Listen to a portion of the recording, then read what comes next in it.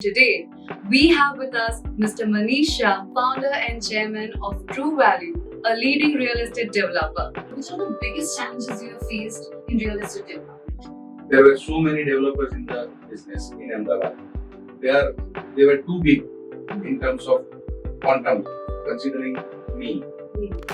તો હું એ લોકોની સાથે કોમ્પિટ ફક્ત ને ફક્ત ક્વોલિટીમાં જ કરી શકું એમ હતો. સો આઈ હેવ ડિસાઇડેડ કે હું એમના કરતા સારી ક્વોલિટી પ્રોવાઈડ કરીશ તો જ મારું નામ થઈ શકશે. True Value પાસે એવી કઈ સ્ટ્રેટેજી છે that ensures the customer satisfaction and loyalty? Happy customer એ જ મારું એડવર્ટાઇઝમેન્ટ છે.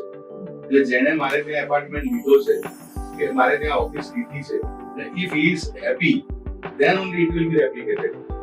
And that has happened over the years.